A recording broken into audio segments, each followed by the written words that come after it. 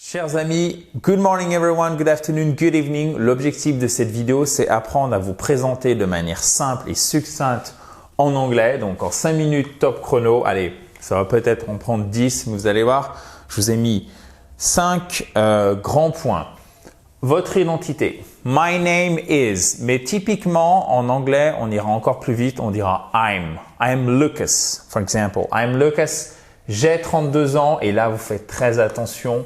Pour l'âge, vous ne mettez jamais, ça c'est une énorme faute que je ne voudrais s'il vous plaît plus voir, jamais le verbe avoir. C'est I am, donc ici en forme contractée, I'm 32, for example. Et quand vous écrivez par exemple une dizaine avec une unité, pas par exemple, quand vous avez une dizaine suivie d'une unité derrière, vous devez à chaque fois bien mettre le trait d'union si vous l'écrivez en toutes lettres. So, I'm 32 or vous pourriez dire aussi I'm 32 years old.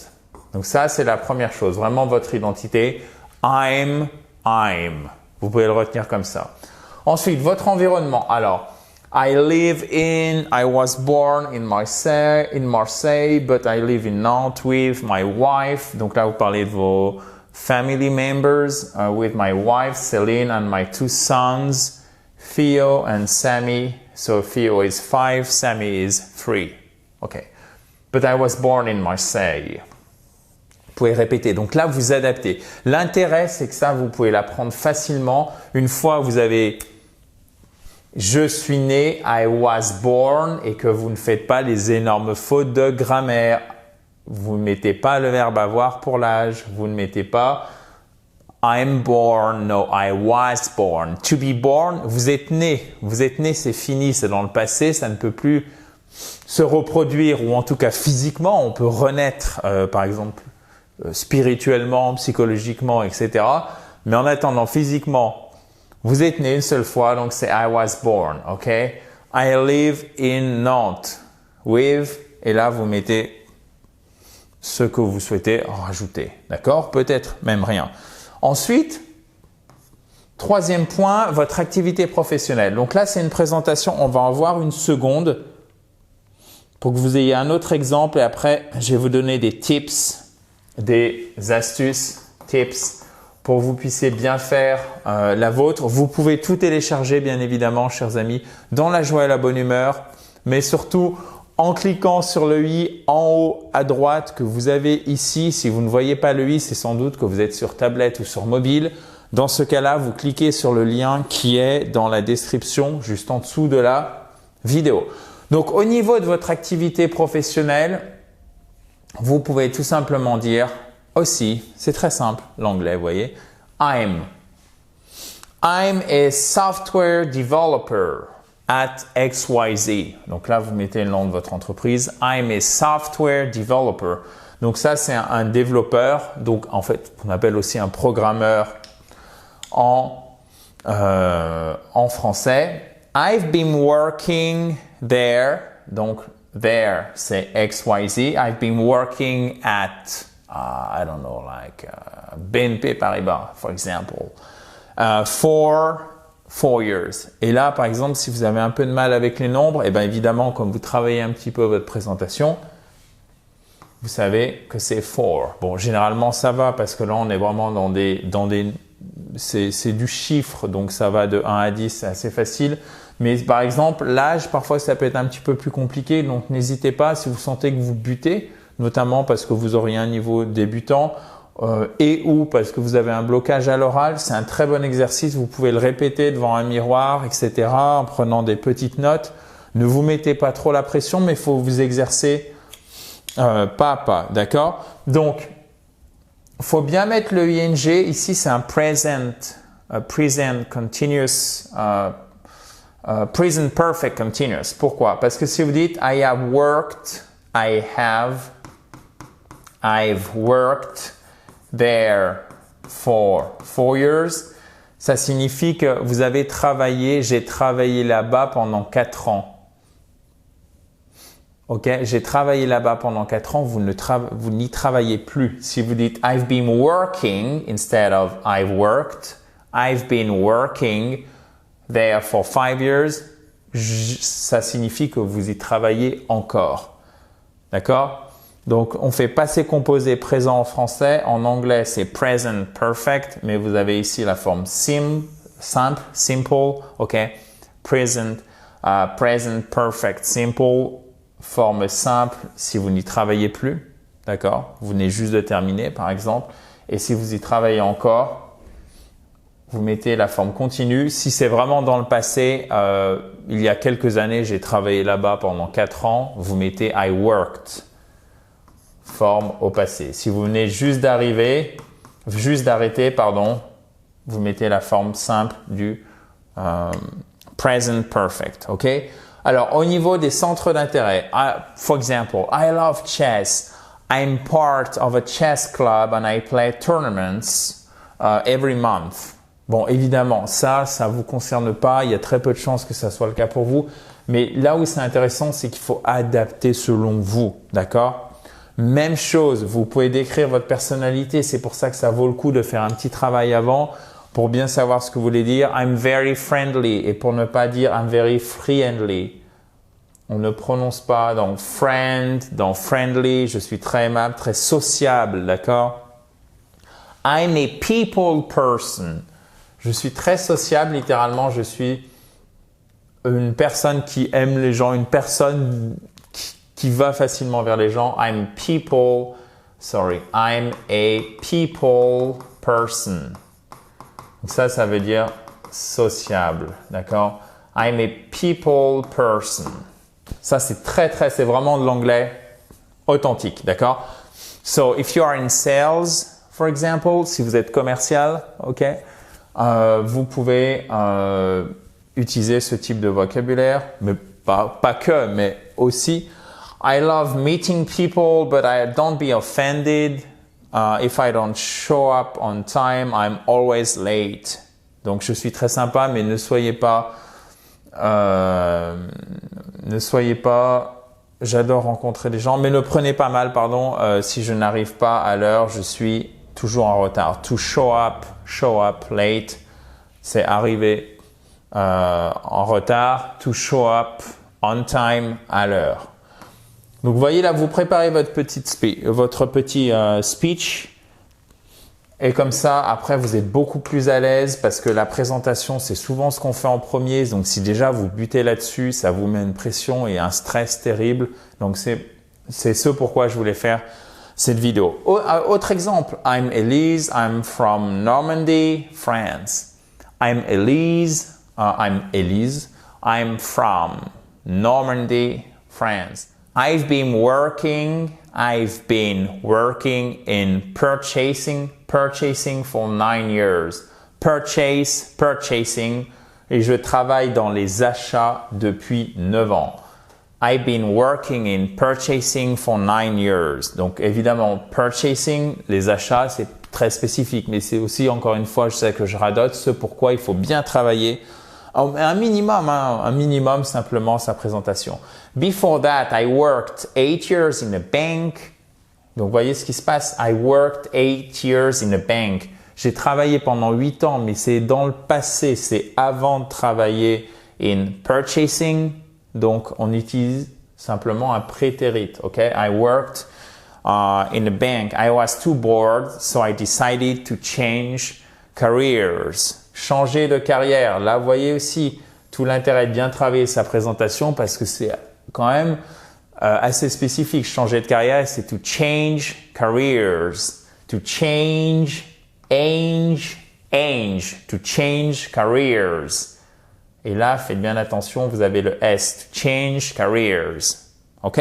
So, à propos de la personnalité, et d'ailleurs, quand vous êtes à l'aise, évidemment, vous faites passer plus facilement vos idées et ça vous évite d'avoir un discours qui soit un peu entre guillemets cliché parce que vous allez pouvoir être plus nuancé. Donc, par exemple, c'est plus facile de parler de ses imperfections quand on est plus à l'aise dans une langue plutôt que, comme vous savez que vous êtes vraiment sur un périmètre qui est restreint parce que vous avez du mal, vous n'avez pas préparé votre présentation. Du coup, vous n'allez pas vous risquer à parler de vos défauts. Ou en tout cas, ça va rajouter du stress au stress.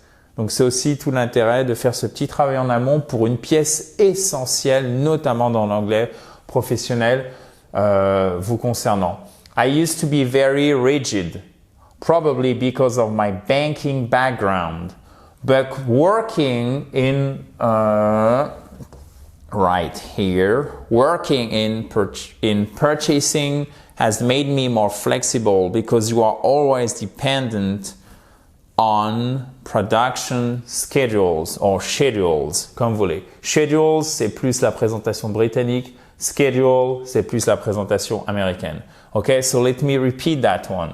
I used to be very rigid, probably because of my banking background, but working in purchasing has made me more flexible because you are always dependent on production schedules.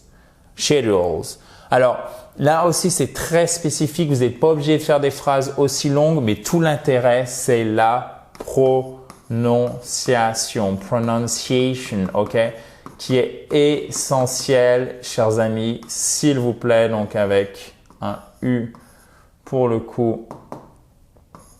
Voilà, pronunciation.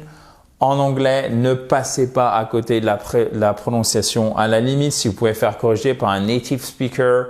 Un native speaker, c'est quelqu'un dont l'anglais est la langue maternelle. Ce serait vraiment excellent. Native speaker. Quelqu'un dont l'anglais est la langue. Décidément, qu'est-ce qu'il a aujourd'hui? Il est en grève. C'est le week-end, donc lui aussi il va se reposer. Native speaker. So, I love running. So, if anyone like it, they are welcome to join me tomorrow for an early morning session. So, I love running. So, if anyone feels like it. If you feel like it, ça veut dire si vous en avez envie. Vous voyez, ça, on est vraiment dans l'expression idiomatique. Vous n'êtes pas obligé d'aller aussi loin, mais si vous pouvez mettre ce genre d'expression, par contre, faut pas se planter. Faut bien savoir les employés. So, if anyone feels like it, they are welcome to join me tomorrow for an early morning session. Okay, for a running session, for example. Donc, c'est pour ça que parfois, on veut trop avoir de vocabulaire qui ne sait pas forcément au lieu de cibler celui dont on a besoin. Et cet exercice de présentation est parfait pour ceci, chers amis. C'est pour ça que je voudrais conclure par ces quelques tips or pieces of advice. Donc, vous adaptez l'intro à qui vous êtes. Donc ça, je pense qu'on en a parlé. Vous adaptez la trame au contexte. Un exercice qui est génial, notamment pour le boulot, c'est le elevator pitch. Littéralement, le discours, le pitch dans l'ascenseur. Lift, ça peut être l'ascenseur, mais ici, l'expression consacrée, c'est donc a lift. C'est un ascenseur ou un elevator. Avec elevator, vous avez votre accent tonique ici, vous accentuez sur cette première syllabe. Donc le elevator pitch, c'est en fait, vous devez vous présenter et pour cet exercice, vous avez seulement le temps imparti pour cet exercice, c'est celui qui correspond au temps qu'il faut pour monter de la base du bâtiment jusqu'à l'étage où vous arrivez et vous rencontrez quelqu'un dans l'ascenseur et vous faites le petit pitch juste dans le temps qui vous est imparti et qui correspond donc en fait au moment où l'ascenseur va passer du bas du bâtiment jusqu'à l'étage où vous voulez aller. D'accord? Bon, je suis désolé, mon français est complètement cassé. Donc je pense que vous avez compris ce que je voulais vous dire. Mais ça, c'est très très connu. D'autant plus que les Américains sont bons, voire très bons en entrepreneuriat. Donc du coup, c'est vraiment un exercice, je pense, que tout Américain, par exemple, ou même les Anglais, bien évidemment, ont fait et connaissent par cœur. C'est très courant, le elevator pitch. Donc, en fait, vous avez 1 minute, par exemple, pour vous présenter. Donc, c'est à ce moment-là qu'il faut adapter la trame au contexte. Vous adaptez le contenu au format. Peut-être qu'on s'en fiche totalement de votre âge. Donc, c'est un peu brutal dans mon propos, mais je pense que vous avez compris. Peut-être que ce qui va être beaucoup plus important, c'est d'appuyer sur votre expérience ou sur tel ou tel domaine de votre expérience ou alors sur vos hobbies. Là, vous êtes plus dans la sphère privée, par exemple. Donc, pensez bien à adapter au contexte. Vous pouvez aussi mettre des connecteurs logiques comme also qui signifie également, however.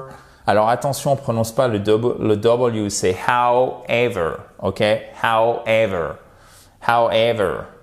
Accent tonique ici, on ne prononce pas le W, c'est pas however, c'est however, ok? Also, then, puis that is why, c'est pourquoi. Et faites attention aussi si vous faites des blagues qu'elles soient drôles. Je sais que c'est bête. Donc, si vous n'êtes pas sûr, n'en faites pas. Et faites attention à vraiment privilégier la clarté de votre message plutôt que le côté raffiné ou nuancé. D'accord? Donc, la clarté plutôt que la complexité en fait. Donc, la simplicité plutôt que la complexité. Et si vous n'êtes vraiment pas sûr, vous appliquez ma méthode SVC. Sujet, verbe, complément, mettez un point et vous recommencez. Sujet, verbe, complément. Vous n'allez pas chercher plus loin, n'utilisez même pas les connecteurs logiques. Si vous êtes vraiment gêné, faites la méthode SVC. Elle vous sauvera de nombreuses fois. Donc, keep it, you got to kiss it. Keep it short and simple, ok? Keep it short and simple. Donc en fait, kiss, qui signifie faire un bisou, embrasser, c'est un acronyme ici. Chaque lettre signifie un autre mot. Keep it short and simple. Et évidemment, pratiquez le elevator pitch. Souvenez-vous, c'est tout simplement en fait le fait d'avoir le temps d'un trajet dans un ascenseur pour se présenter. Ok? Bon, chers amis, j'espère que ça vous a plu. Si c'est le cas, vous pouvez bien évidemment tout télécharger, tout ce que vous avez vu ici en cliquant sur le i en haut à droite ou sur le lien qui est juste en dessous si vous êtes sur mobile ou sur tablette. Et si vous avez apprécié cette vidéo, je vous invite à mettre un pouce bleu juste là et à vous abonner à cette fabulous YouTube channel. Bye bye, have a nice day. Thank you.